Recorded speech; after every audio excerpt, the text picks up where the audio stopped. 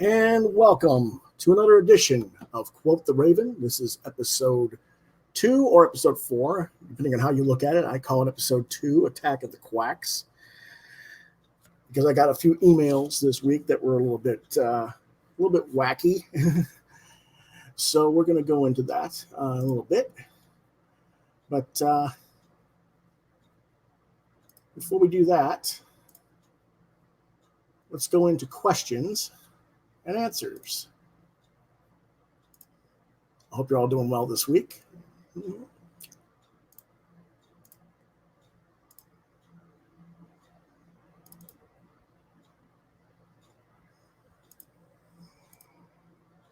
Let's see what we got here. It's got the wrong folder. My apologies.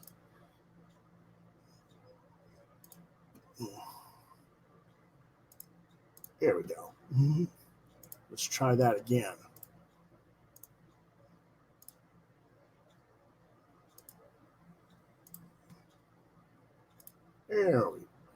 That looks better.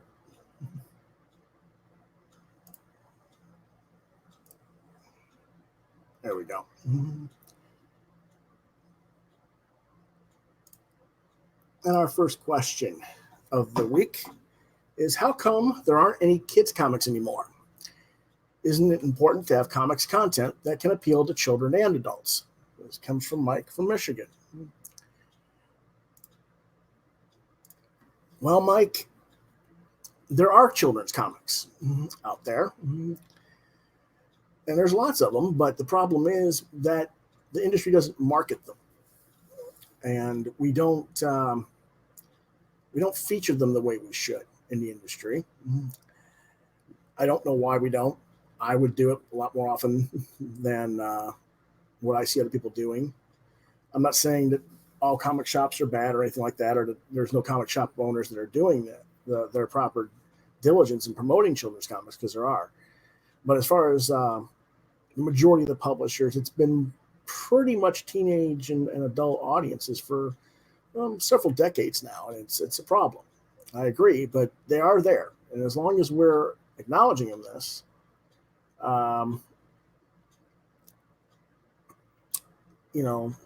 we'll see. And we'll talk about that in a little bit, because we're going to talk about children's comics and what's out there. Going to cover probably about 5 or 6 books, and then show you some more links to others, or not links, but at least covers to show you that they exist. So they'll be there. Varian Grant has responded and says he'll watch the show from the road around 4 a.m. because he's headed down to Indiana for a convention. Well, that explains why I haven't heard from him earlier when I asked him to do something for me. But that's a good reason. Varian, safe travels. Hope you get there safely, and you can catch the show later. And our next question, which is a related question to the previous one. My son loves dinosaurs and characters like Godzilla, but the comics I have seen with Godzilla are too adult. Is there an alternate? And that comes from Joel V. from Florida. There's not an alternate Godzilla comic that's for kids that I'm aware of. Perhaps Tracy Hollingsworth or somebody else who's a real Godzilla aficionado, who's one of my friends out there, can give me a heads up on that in a future edition. But yes, there are good dinosaur comics that are for all ages, or at least can be read by children. And I'll introduce you to a couple of those in a little bit.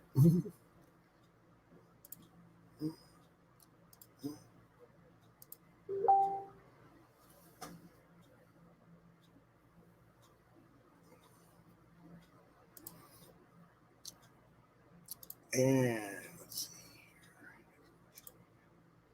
Our next question is a very common question, unfortunately. And that is from Erica T. from South Carolina. And the question is, why aren't there more women working in the comics industry? Well, Erica, it's kind of like children's comics. They say there's none existing, just like they say there's virtually no women working in comics, but there are women working in comics. Lots of them. We just don't seem to put them in the spotlight like we should and let audiences know that they're there and what they're working on. I'm going to address that, and some of the books that I'm going to review this evening are going to have women creators involved with them, of course. But also in a future episode, we'll do an all women's creators episode to spotlight some of the talent that's been overlooked out there as well. So, but they're out there. Should there be more? I don't think it's about a quota of a certain amount of people be women or be black or be Hispanic or Islamic or Jewish or they're rednecks or whatever it is. It's just a matter of finding good talent. And if you can find good talent and properly utilize it, you'll get quality products. And what we're having a real problem with in the industry in recent times is that these publishers all want to hire the same people at the same time. And the talent that is being used is overextended, and a lot of talent that is available just isn't being communicated with, isn't being asked to come into the industry, even though they're there and they're experienced and they know what they're doing. So I think it's more of a combination of that rather than why are there not more women as women per se.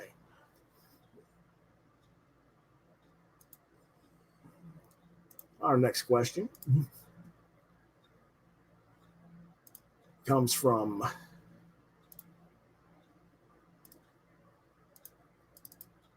Roger W. And his question is, are you going to talk about horror comics anytime soon? It seems like a no-brainer for you to do an episode about.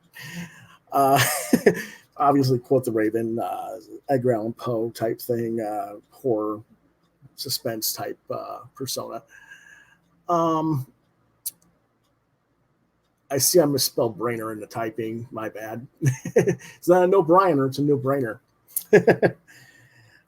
Just happened to miss when I was typing. But anyway, to answer your question, Roger,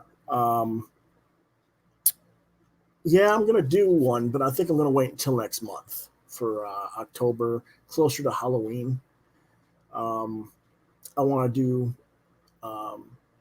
maybe even 2 episodes for horror genre and horror adventure genre for both young audiences and more teen adult audiences. So that'll come up probably mid to late October, but we'll get to it. I promise. Our next question comes from Will Thrower in North Carolina. It is, what do you think of the current X-Men storyline? It seems to be quite popular. I know you don't like Marvel, but I was just curious.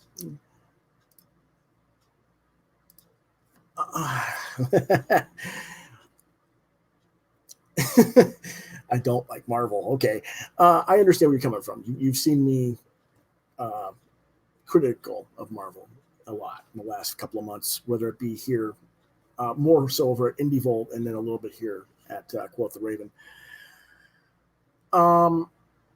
I really don't have an opinion on the current storyline with the Powers of X and House of X or whatever it is.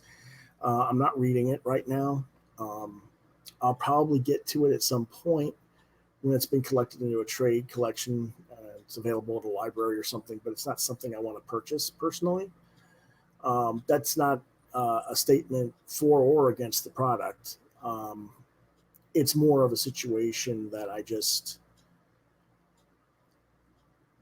I don't know. I think for me, it's hard for it to be quote unquote my X-Men. And if it's not my X-Men, I'm not that interested as a general rule of thumb anymore in the properties.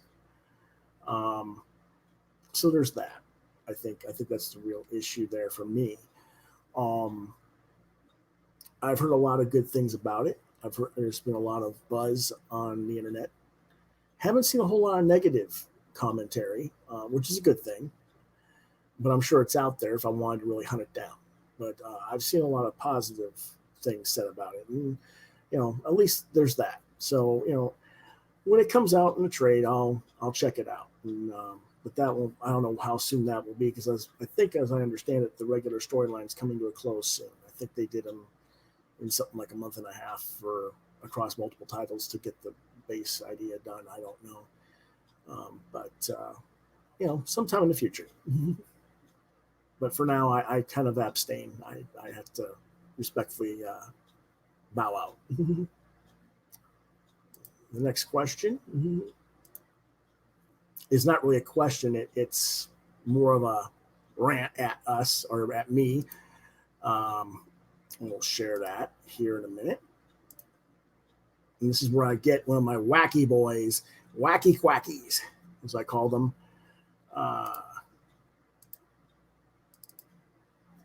And their statement is, if you or Randy Zimmerman ran DC or Marvel, they'd go out of business within 6 months. Neither of you can even keep your own publishing companies afloat. How the hell could you possibly be any good for Marvel or DC or Marvel? Comes from TW. And then TW goes on to say, or no, actually it's someone else. I'll have to hold back on that. I thought that was someone else. All right. But, you sit there and you talk to us about our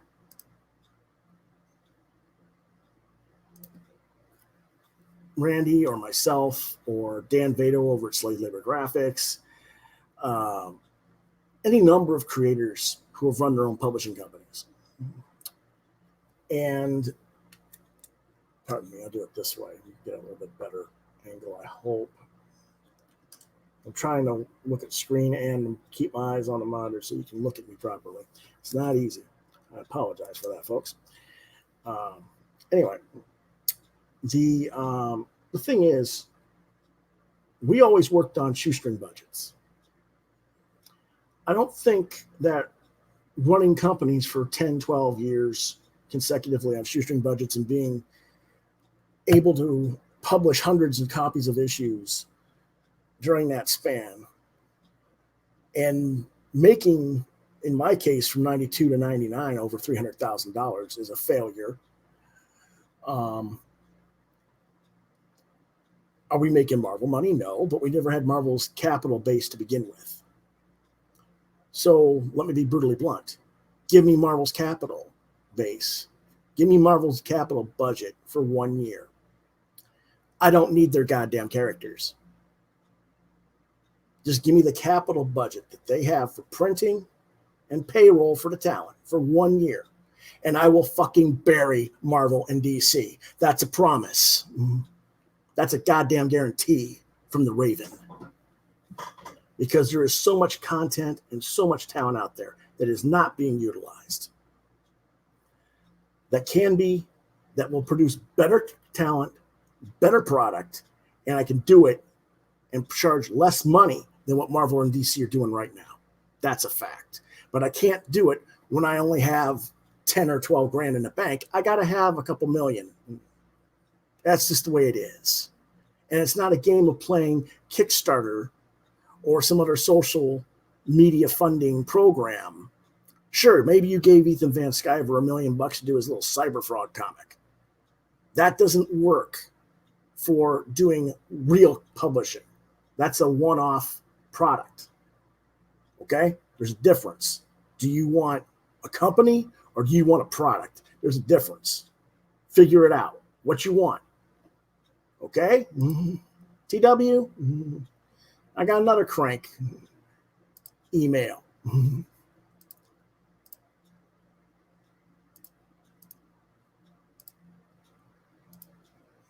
Calls me a crank. It's AM.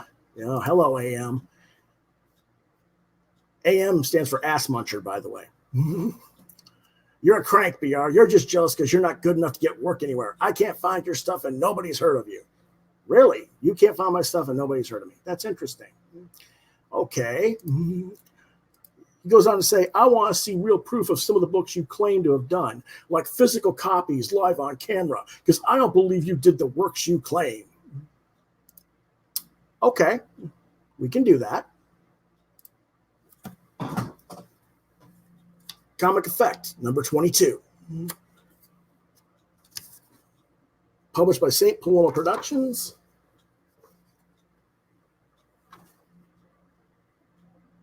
Spring of 1999.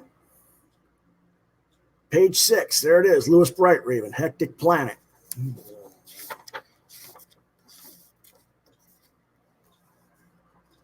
There's my review right there.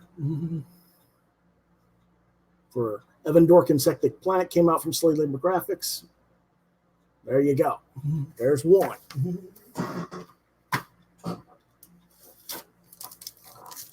Spank the Monkey on the comics market. This is something that Randy Zimmerman did for Arrow Comics in 2000. We'll go into the end notes. Is this the right one? Yes, this is the right one. Let's see if I can find it here. Maybe it wasn't a number one. Maybe it was a number 2. Apparently it's a number 2. No, here it is.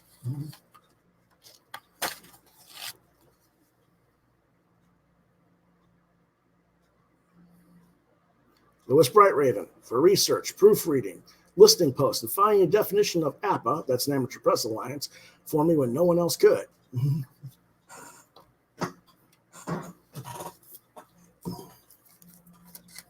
That's 2. I only put out like 4 or 5 things last week on that first thing. I didn't brag about everything I've ever published. Wingman. Louis Brightraven, Volume 1. There's my picture, right there on the back. There's my studio, Constellation Studios, right there, buddy, right there.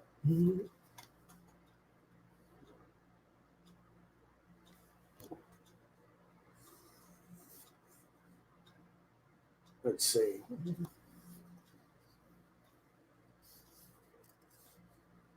I'm going to block this old stuff on the top if you don't mind. And the reason I'm doing that is because it's my old address. So you'll just have to forgive me. First printing, July 2011. Printed in USA. Now, I don't want to put up my old address because I don't want the poor people who live there now to get harassed by dipshits like AM. That's the only reason I blocked my address on there. My current mailing address, I'm not putting out right now. I'm looking to get a new post office box. I just don't like the prices right now, and I'm doing a little research on that. But that's 3. Now, I'm not going to go get Scar Tissue, and I'm not going to go get Zim's Heroic Tales, and I'm not going to go get Hardball or some of these other books out there. Oh, wait, I guess I could get Hardball. Give me a second.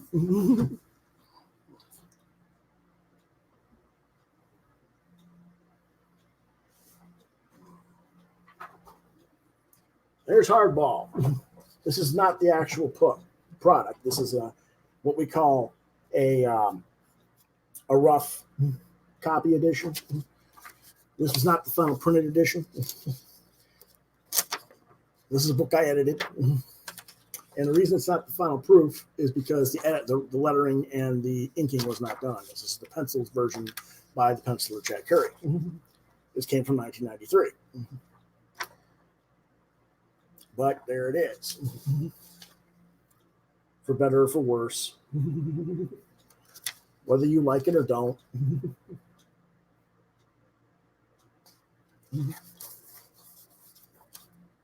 And there you have it. There are books out there that I worked on, whether you like it or not. If you can't find them, not my problem. I'm going to be honest with you because some of the stuff is old. And a lot of it is because your retailers didn't care to support the stuff because it was independence and not Marvel DC stuff. Now, I don't have copies of my Marvel Masterpiece trading cards because there's only one of them at a time. There's only one in existence, and I had to give them to Upper Deck to distribute to the audience. Sorry, all I can do is show you scans of those. You know, but they're out there. Somebody's got them. I don't know who, but they're out there.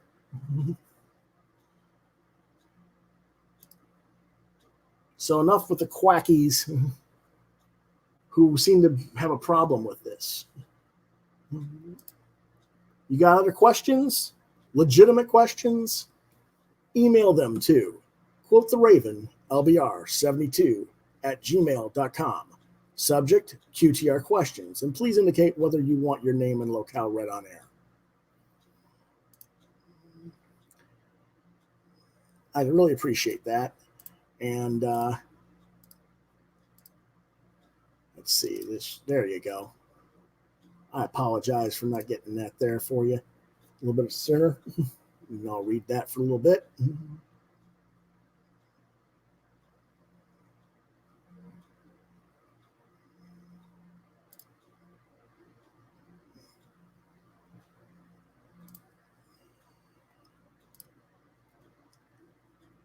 And I think that will take care of our questions for this week.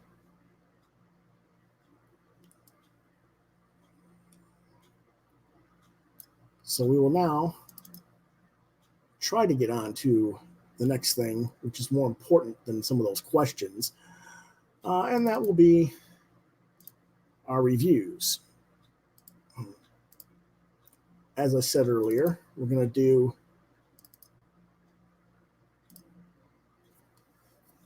our reviews a little bit more about kids' comics these days. And we're going to talk about stuff that were mentioned earlier in the questions for some of the people who asked about dinosaur comics and kids' comics. Our first one is Age of Reptiles, Ancient Egyptians #1. It's publisher's Dark Horse Comics, and writer, artist, and conceptual work for the coloring is by Ricardo Delgado, who is a well-known film and comics artist. He's done, I forget now which products for the film off the top of my head. You'll have to forgive me. I'll have to look that up and let you guys know about that later. The actual physical colors for the comic was Ryan Hill. The genre is speculative history. It was released back in June 2015. What it's about is it's a silent comic series that depicts the day-to-day existence of dinosaurs. And it's been around for, I want to say about 20 years now as a series. This is the most recent mini-series that was done back in 2015. There are actually 7 major stories, and I will get more into that in a moment. But the art is exquisite and very realistic in terms of the stylization. Story and action are very much like what you would see on a modern day wildlife television series like Animal Planet or National Geographic. And so there's going to be violent scenes, but since it's a comic book, the graphic nature is a little bit muted compared to what you will see in television, because when you see in television, even though they cut away from some of the gore or something once in a while, you will see some pretty heavy, nasty stuff in the television.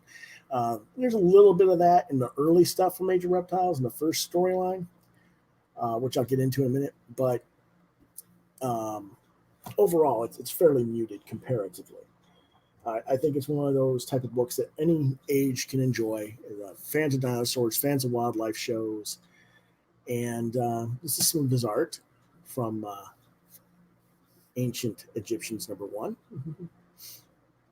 As you can see, it's very nicely colored, and got some of the monsters going after, I shouldn't say monsters, some of the larger dinosaurs going after one of the, I'm trying to think of what it is. I think it's an Allosaurus in this one that's being cornered by all the bigger ones after he had fed on a smaller one of the dinos in the story here. Mm-hmm. But yes, there are, as I said, 7 different story arcs for Age of Reptiles. Mm-hmm. And that is, the first one is called Tribal Warfare. And that's a pack of Deinonychus get revenge on a Tyrannosaurus that was referred to as Blue Back, who has stolen their well-earned meal, and they in turn steal all of his family's eggs but one. And so it's kind of like this gang war going on between the 2 species of dinosaur. And there's several animals, several other dinosaurs depicted in this particular version that don't exist in the same time period as what's taking place, but that's his first attempt at the books. So it seems like their inclusion was added more for familiarity and for effect, dramatic effect, rather than historical accuracy in that case. But it's a very good story. Mm-hmm. The second story was called The Hunt. Mm-hmm. It's about the son of a Allosaurus whose mother is killed by a pack of Ceratorosaurus. Mm-hmm. And eventually the son grows up and takes his revenge on the dinos that killed his mother. It's a tale of revenge, obviously, and it's a similar species versus species rivalry, but it's noticeably less violent than the first book, and it features a very small amount of gore compared to the first series. The third series was published in 2009 and 2010. It's called The Journey, and it's basically a story about the sprawling migration of dinosaurs, of a major dinosaur herd of varying species. He also did 2 short stories, 2 8-page stories that were featured in Dark Horse Presents. One was in issue number 4 of 2011. It tells the story of what happens to a dinosaur's body after it dies. And the next one was called Baby Turtles, which was published in Dark Horse 3 in October of 2014. That features the journey of baby turtles on their journey to the seas of Cretaceous North America. And of course, here we are with the last one, which was Ancient Egyptians, which is set in prehistoric Africa. It's not an Allosaurus, it's a Spinosaurus that is the protagonist here. Let me go back to this. This character right here. Let me see if I can. Yeah. I don't know if you guys can see me with the. Yeah, you guys can see me doing that, I think. Mm-hmm. But anyway. The first 3 stories are collected in an omnibus edition, and that is still available through the internet and in fine bookstores. All you have to look up for is Age of Reptiles Omnibus by Dark Horse by Ricardo Delgado. And I'm sure that the rest of the stories will be collected as soon as Delgado gets enough content to make another volume. He takes his time producing these works, but they're very much worth waiting for.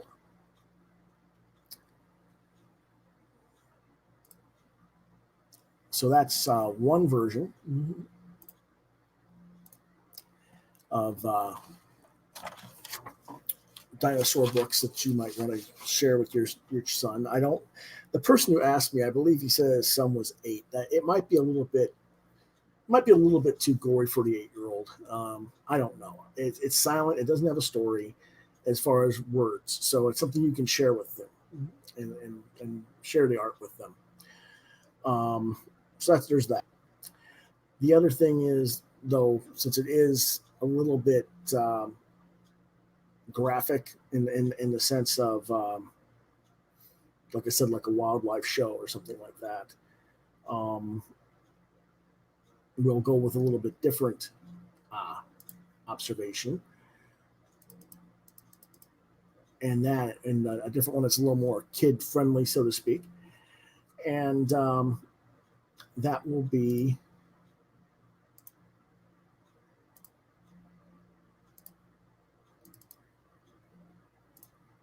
gone. Uh, this is volume one from 2006. Volume one is $5.99 cover price. The publisher was CMX DC Comics. The writer artist is Masashi Tanaka. Genre speculative history action, and it's basically about this little pseudo dinosaur. He's not really a dinosaur that fits any actual brand of any actual species, rather, of dinosaur. He's just this little cute little guy. Like looks like a cute little T-Rex, but he's just way too tiny to be a T-Rex. But anyway, it's another silent comic because all the creatures are dinosaurs. There's no humans. There's nobody who would have language, so that it stays silent. You know, when I say silent, there's grr, there's r, you know, there's you know, and I'm not talking about pirate talk either, but you know, there is sound effect, but it's when I say silent, I mean no language that we recognize as human.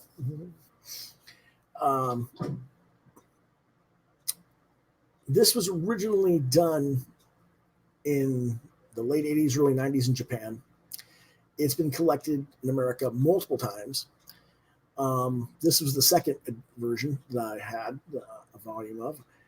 And the first one was produced in the 90s by Paradox Press. I think there's 7 editions of this collection. It's under Paradox Press. That's DC Comics as well. The CMX editions that were released in 2006 were a reprinted collection, I believe.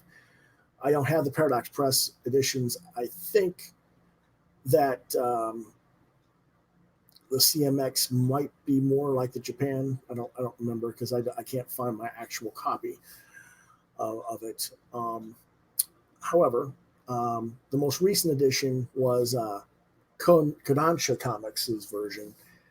Again, all trades, all black and white interiors, and I believe the Kodansha comics are more like the the original Japanese, which reads from right to left like manga normally does, as opposed to left to right like American comics do. But I believe the Paradox Press and CMX editions were left to right. I'm gonna take out something here real quick. There we go. As you see, it's a 5-star rating, all ages. Fans of dinosaurs, fans of manga, recommended for all. And there's some of the black and white art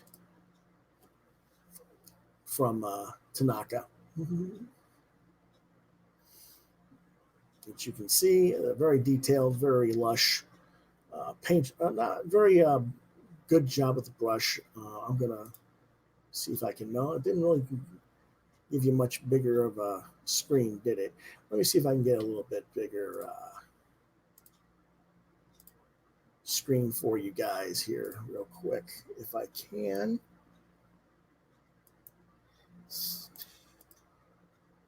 Okay, that might be a little bit better. Hold on a second. We'll reshare in a moment.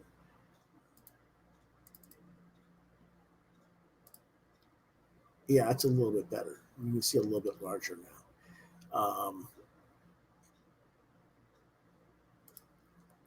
Unfortunately, when I'm sharing it, I can't go back to enlarging it because if I do, it closes the.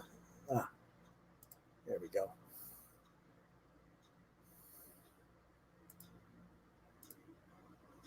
There we go. A little bit better there for you. Let's see if we can get that over here a bit more. Yeah. You can see it's very well inked and very heavy blacks are done really well with brush. And but he's also done some exquisite work with Croquill. And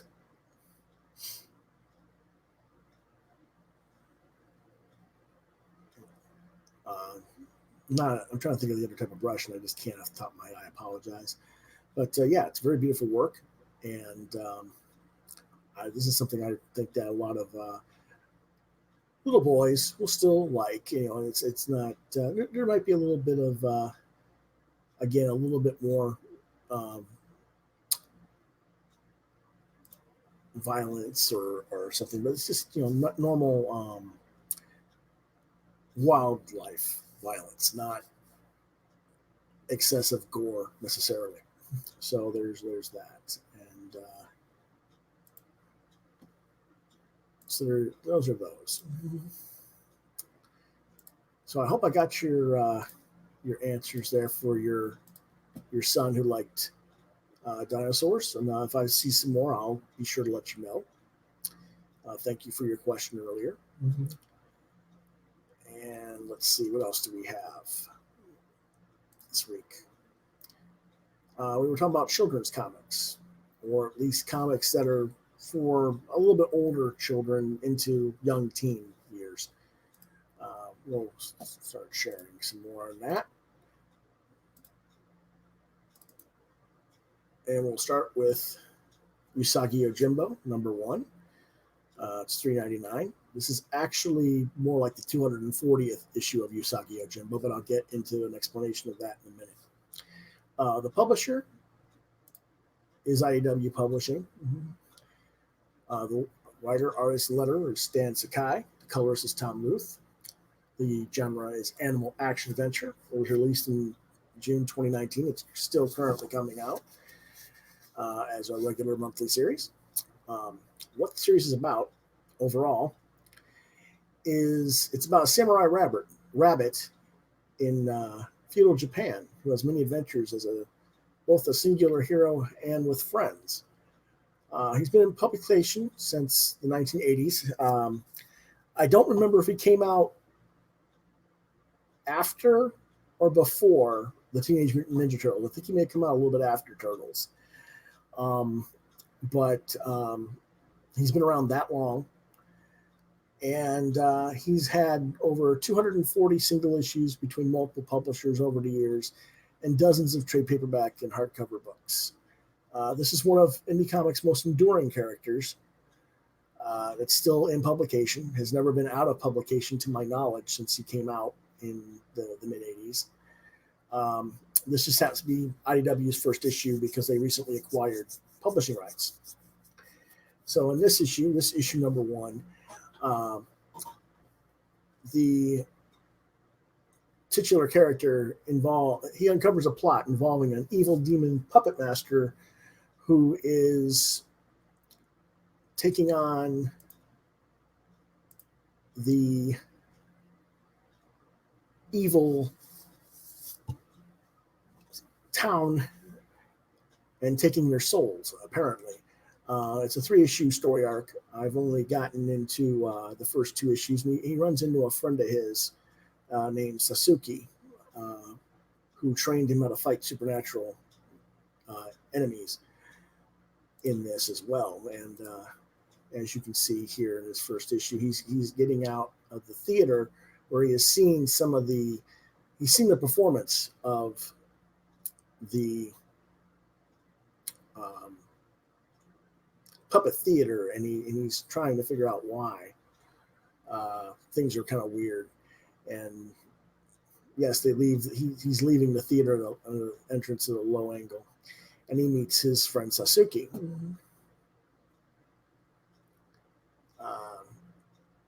As you can see, he's very cartoonish looking in a way, but yet it's very well drafted, very consistent in style. The cover, compared to his garb in the story pages here, what you see in the story pages here is his normal tunic and robes with his 2 katana blades. But he is occasionally wearing his armor as well. But in this particular case, he finds out that the people who he thought were the performers are actually wooden puppets, and their souls are being possessed later in the second issue, and he and Suzuki have to defend and stop the little puppet doll from attacking and killing them. So there's that kind of story there. And, you know, like I say, he's been around forever and ever. It's very easy to find Usagi. Any respectable comic book shop, any respectable bookstore that carries graphic novels is going to be able to get you Usagi Yojimbo. This is one of the most popular characters there is, and it's perfect for all ages. But I tend to say he's more for 11 and up because he's a kind of a. The stories can be a little bit more adult, I guess you could say, at times. And when I say adult, it's not so much adult because it's just the themes are a little bit older for 11 and up, 12 and up type age group, I would say. So I would recommend that. I put a 4.5 on this particular rating. It's not the absolute best Usagi Yojimbo story I've seen, but he's been around for 30 years. He's got some that are just a massive, amazing stories, but this is a good one, and it's up there. And, usually, you can't go wrong with anything that Stan Sakai puts out there. So you should give that a look. Our next book is Wallach. It's trade paperback from Graphic Universe. Emilio Ruiz was the writer, and Ana Morales was the artist. They're Spanish creators. This was an English translation. Translation was done by Dan Oliviero. The genre is wildlife adventure, and it was released in 2013. And it's about a young polar bear cub who's been abandoned by his mother, which is what happens when the cubs get old enough, and he has to learn how to fend for himself. But as we all know, in today's world, thanks to global warming, the Arctic world is changing, and the ice is melting, and food is getting hard for polar bears to find, as well as other animals of that region of the world. Mm-hmm. He meets Manitok, a wise old bear with missing teeth and a bad sense of smell. And Manitok basically takes him under his wing and teaches him about other animals and other things. And there comes a point in the story where Manitok gets captured by human beings with a bear trap. And it's up to Wallach to save his friend. Mm-hmm. And I want to show you the scene right here where he gets caught in the bear trap. Mm-hmm. And here come the humans.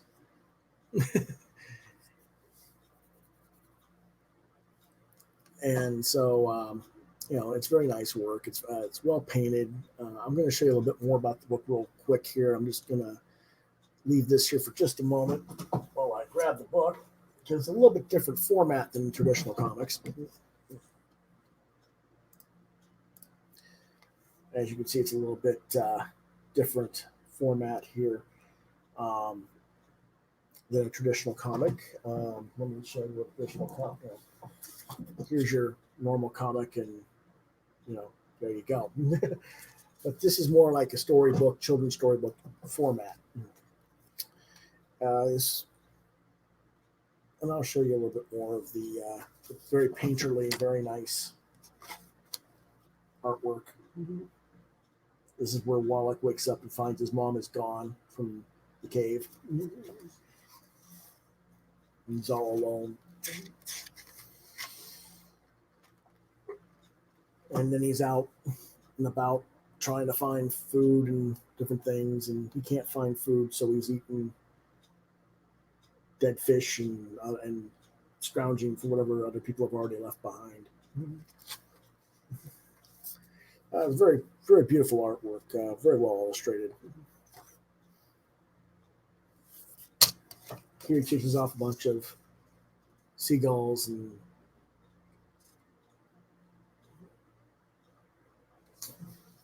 he'll start to eat their eggs for some sort of sustenance.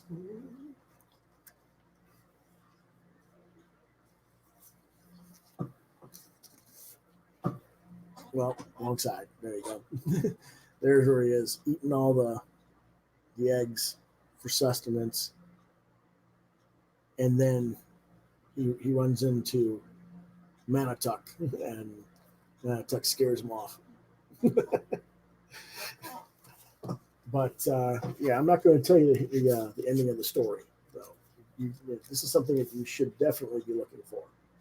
Um, if you want this thing again, it's from Graphic Universe. Whoop, this side. Graphic Universe. Learnerbooks.com. And it's still available. You can still find it on Amazon. You can still find it in bookstores. At least you should still be able to. And it's one of the better comics. It's definitely a 5-star book. I believe I gave it that rating when hold on. Here we go. I believe I gave it that rating. Let's check again. Yes, I did. Gave it a 5-star rating. That's what it should be. This is the kind of comic book that is not only for all ages, but I mean, there's, you know, since this is the American version, this version's been adapted in something like 6 or 7 different languages. So if you're not that fluent in English and you're listening to this, but you're more fluent in Espanol or trying to think of the other ones like German or French. There are versions available out there on the internet in that the same story in those languages. They might have a different cover than this particular edition, but they do exist and they're readily available as far as I can tell from my research online.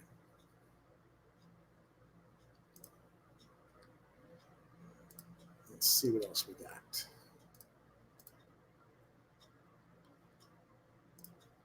Oh, okay. Hold on a second. All right. And there's more comics for kids. Disney Afternoon Giant. This is a little bit larger story. You can't really tell the size of this one, but it's from IDW. And it's got Chippendale Rescue Rangers on the cover, and they're facing off against ninja porcupines. And there's also a Darkwing Duck story in that particular book. There's also Disney DuckTales. This is the #1 edition, where Donald wants to take a nap, and he remembers that there's this golden idle temporal thing that can make people go to sleep. So he makes the whole world go silent, and they can't speak anymore, so he can get some peace and quiet. But does he make it so that nobody can have any sound again? Well, read the book and find out. There's Uncle Scrooge. Well, Uncle Scrooge is also from IW. That's issue number 48. Very successful program with Uncle Scrooge. There's dozens of omnibus collections, not just from IDW, but from other publishers. These characters have all been around in comics for 20 to 50 years. Easily found at any respectable comic book shop in America. Underdog. Maybe you remember the old Underdog cartoon. This is the second issue, I believe. Yes, this is number 2.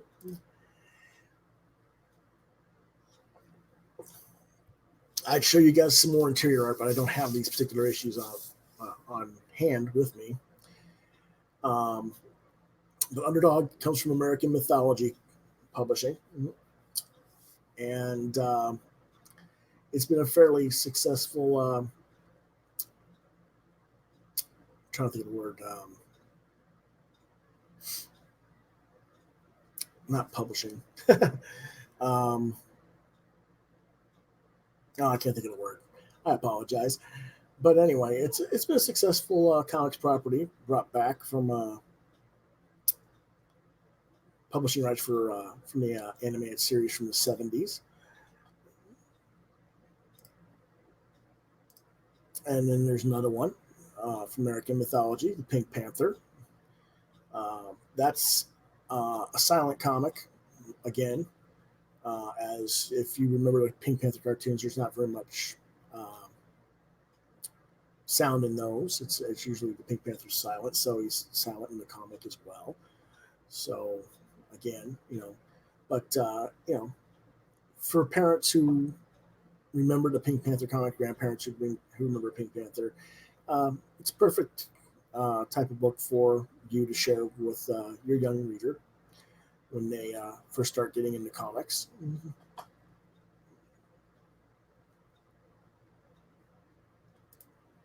And of course, we have IDW again with My Little Pony. Friendship is Magic. Um, My Little Pony's got 7 or 8 different titles. Friendship is Magic is their longest one. I think it has like 78 or 80 issues out. But they've had numerous miniseries. They got another series. It's a regular monthly. I think it's almost to 40 or 50 issues now. So it's a very popular cartoon and comics property and toy property that can appeal to younger audiences. And of course, we have The Incredibles. This is from Boom. This is issue number 3. It's another Disney property, um, and lots more where these came from. So, anybody who told you there were no kids for comics, or no comics for kids, rather, uh, you're wrong. They're here. I just gave you what 12 without even trying, really. So, I could think of a lot more, but there are plenty more than this.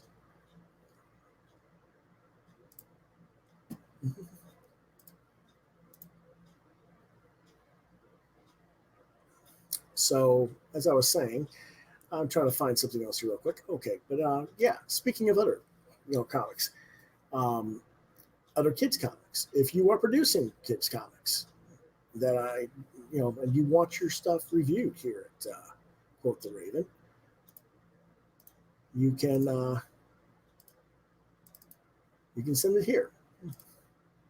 Quoth the Raven. Send digital copies to Quoth the Raven LBR72 at gmail.com. Notice that not all materials will be reviewed on air. If I don't like your material, I'm not going to show it on the show because I don't want to tear you down. Want to be positive if I can. And I'll still give you a review, but it'll be private. But yeah, I want to try and be as positive as I can with our reviews and let people know that there's cool stuff out there to be read. So there's that. It's rather kind of a short show in a way. I'm not really sure what else we have to talk about right now. Oh, wait. Yes, there might be something. Let me see.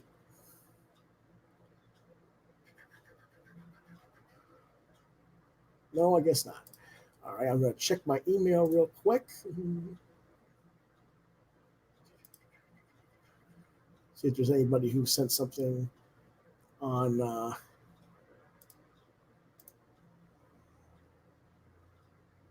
Nope, nothing new. Okay, then. Bummer.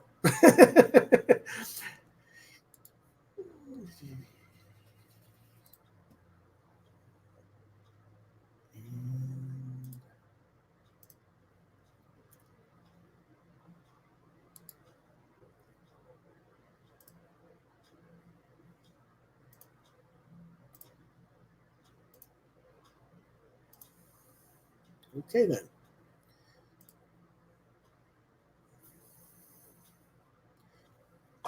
Well, I guess we're only going to go for about an hour then, because I don't really know what else we have to talk about tonight. Oh, yes, we do. We have one more thing I forgot to mention. I think we forgot to review today. Let me see if I can find it.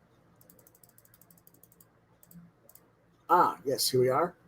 Courtney Crumrin, number 1. $3.99. Publisher Oni Press. Writer Ted Nafa.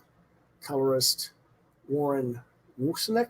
I hope I didn't slaughter your name, Warren. The genre is mystery horror YA adventure, and this is one of the first issues that was released back in 2012, April 2012. This is about a young witch who deals with night things, which are fae, goblins, vampires, etc. A new girl comes to school named Holly and comes to town, befriends the young heroine, and when Courtney tries to teach her, Holly gets the duo into trouble in a goblin town. Only Courtney is a real witch, not a Wendy, the friendly witch, or Sabrina, the teenage witch, but a real witch. And she plays for keeps. Whoops, what was that? Somebody. That was a friend of mine who just gave me a thumbs up, probably for a link to the show. But anyway, yes, there are 7. She plays for keeps, and her new friend's going to learn that.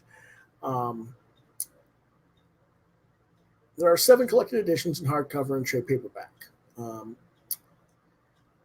I gave it 3.5 on reviewing the first issue, but realistically, it's a 4 to a 5 book series. I recommend it for ages 11 and up, fans of Harry Potter and fans of the Disney's Descendants series.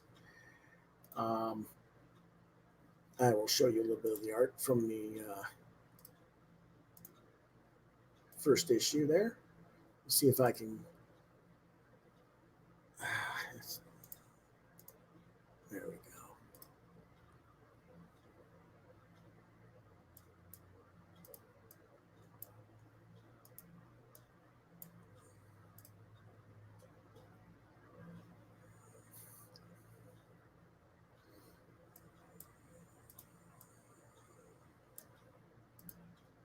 There you are, a little bit there.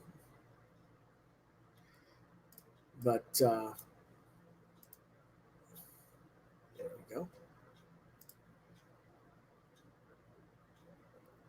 Now I'm going to cut back real quick. I don't have all of my hardcovers, but this is the hardcover 7th volume, Courtney Crumlin Tales of the Warlock, or of a Warlock, by Ted Nafa. And this is basically about her uncle, Alyosius, and his experience as a wizard before she was around. But as you can see, they do it like the other children's books. You could actually write the kid's name into the kid's book if you want to ruin the copy. But it's just like children's books. Good quality hardcover edition, good quality printing.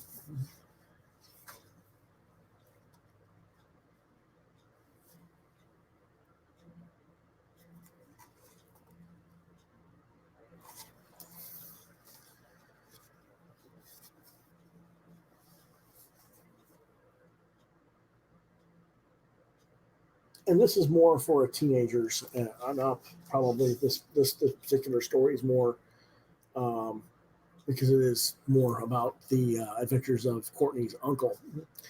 But this was the only one of the hardcovers I had out where I could get it and bring it to my area to show, unfortunately. But there's 7 of these wonderfully well done books, extremely well made. Well, we'll do it this way. There you go. I don't know how many pages it is off the top of my head. Yeah, it's quite a bit.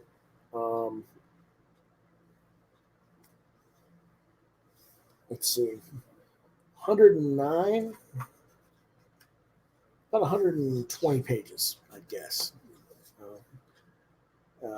including the additional materials in the back, which there's an essay about witchcraft and other things in the back, and some additional artwork, design stuff, I believe.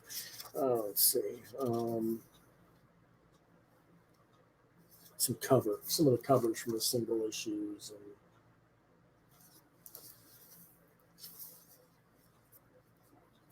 there's old Alyosius with Courtney behind her, and some of the the monsters, fae, and ravens and stuff. Raven persons. There I am, right there, right there. Here I am. But you know, um,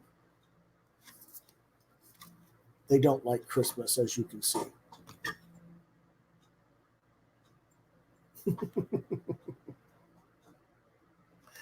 But yes, this particular edition is $25 hardcover, but again, it is a hardcover book, and this is one of the most underrated series in comics right now, and probably not the easiest to find.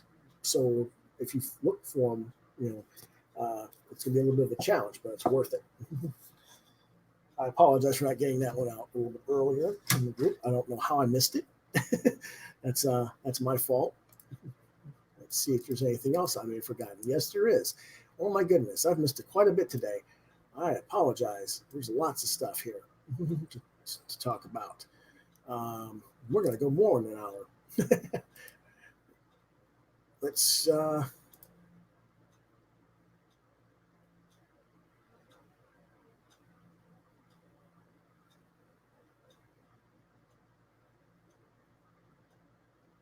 back to this. Cosmo, number 1 through 5. Number 1 is $2.99. 2 through 5 is $3.99 each. This particular story arc has been collected into a trade paperback, which I believe is only $9.99 for the available in trade paperback for $9.99. Publisher was Archie Comics. Writer is Ian Flynn. Artist is Tracy Yardley. Colors is Matt Herms. Letter is Jack Morelli. Our genre is science fiction, adventure, comedy.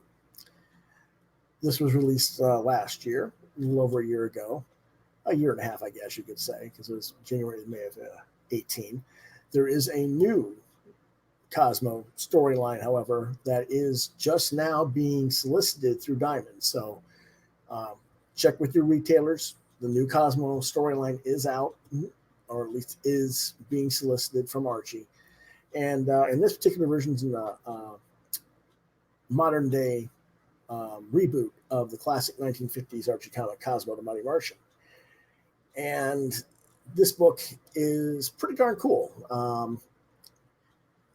I really liked the way they did the things, the team characters, and didn't really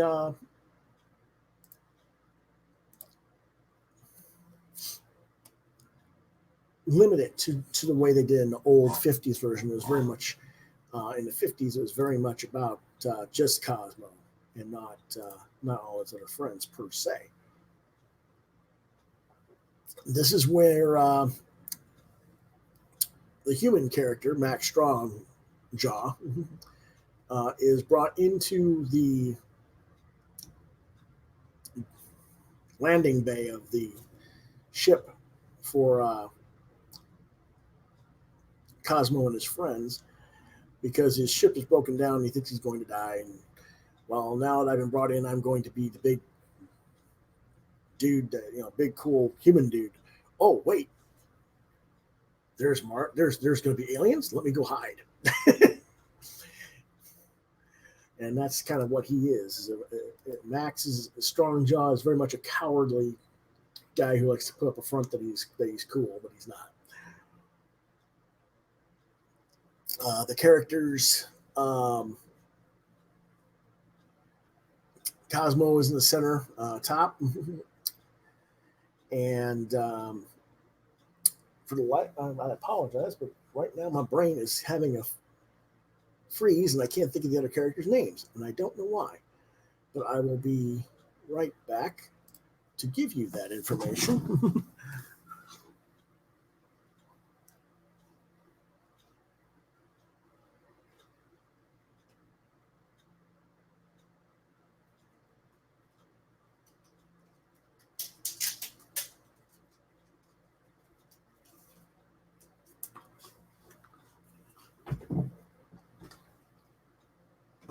Okay.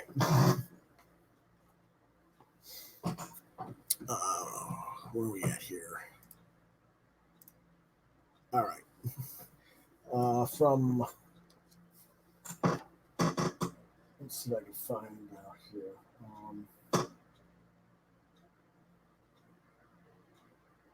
Hmm.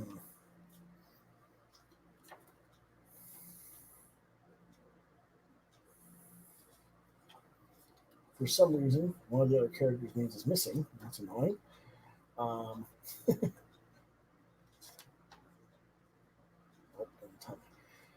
well, I can't remember the scientist on the far left's name, but the guy in to the left of the center, his name is Orby, and the dog-like creature is named Jojo, and the female in green is called Astra. Astra is your ship pilot and kind of like the competent one of the group. Orby is Cosmo's friend who's got a lot of personal self doubt and inequity issues. But he does good things as well. He does pull his own weight. And Jojo, like I said, he looks like a dog, but he's an alien that can do some really interesting things, shape shifting and fun stuff. That as you read the book, he becomes one of the more visually dynamic and interesting characters in the series. But this is one of the better comics I can say that's out there. I gave it a 4.5 out of 5 stars. Would have given it a 5, but I kind of felt like Archie kind of did the fans dirty a little bit. Issue number 1 was only $2.99, but then the follow up issues were $3.99 each. That's kind of a dirty pool. I mean, comics are so expensive today. There's no reason to just lead someone in with a little bit cheaper comic and then charge them the very next issue, because parents are not going to fall for that. They're not, no, that's not a good thing. An adult like myself, who wants to read or something, that's one thing. It's my money. But when you got a little kid that this is really for, in my opinion, these are really good for younger readers. We should keep the prices a little bit more affordable for the kids and for parents for the kids, in my opinion.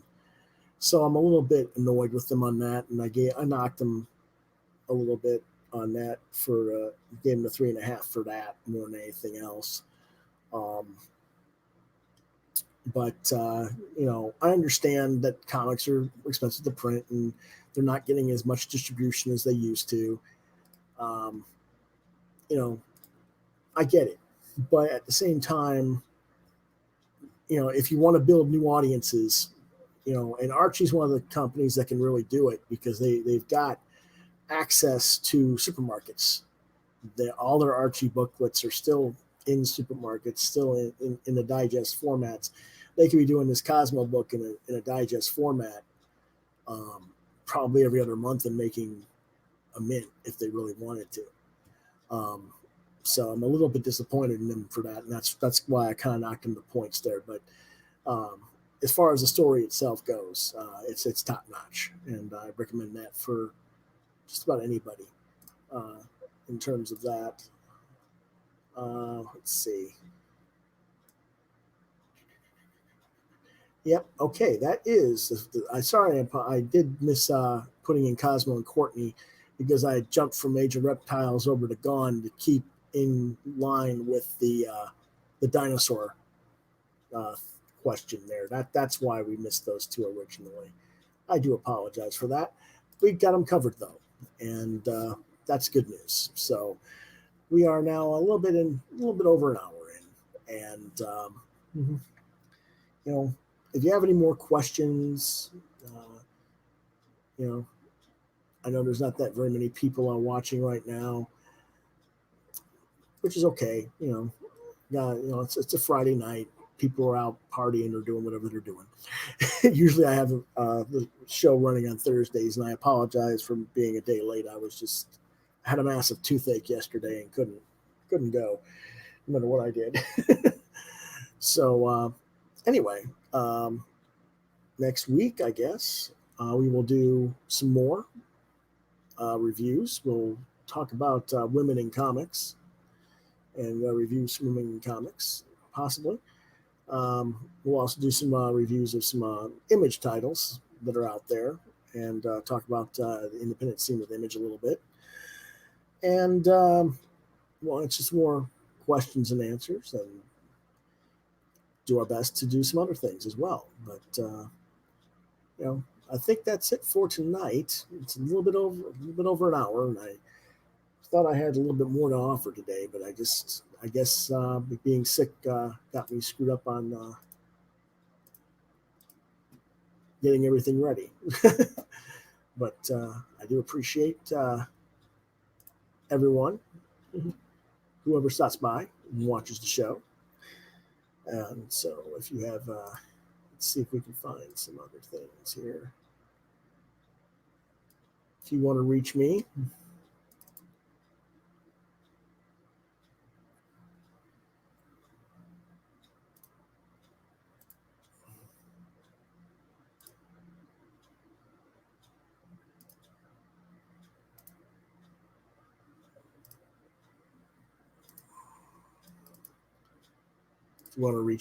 you can reach me at Facebook at facebook.com Lewis, Louis, dot BRIGHTRAVN, Bright Raven.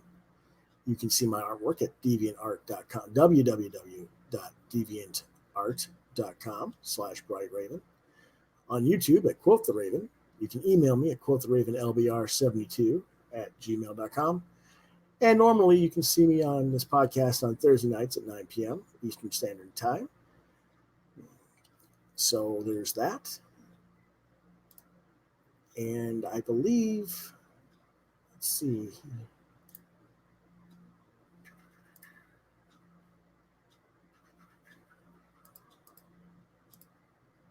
Nope. I'm looking for something that isn't there. That's kind of weird. Okay. Here we go.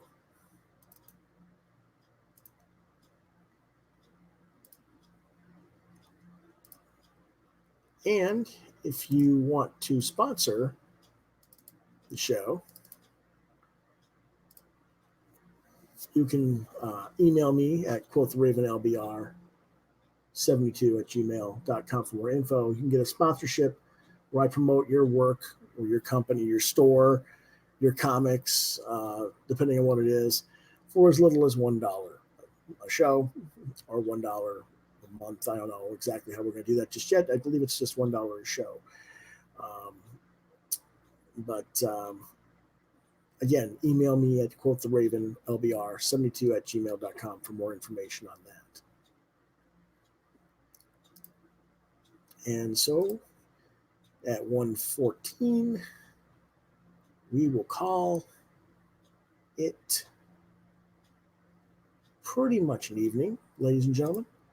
I want to thank you once again for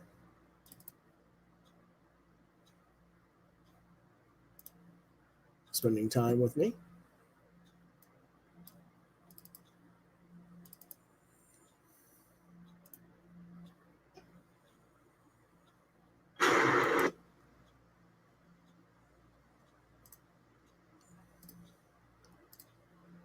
Sorry about that. Just checking on, making sure my computer is not going to screw up on this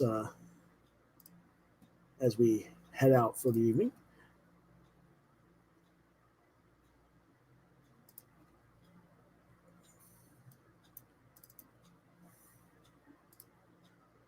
And so, ladies and gentlemen, I think it is time for the evening to come to an end. And I will see you next week. Quoth the Raven, nevermore.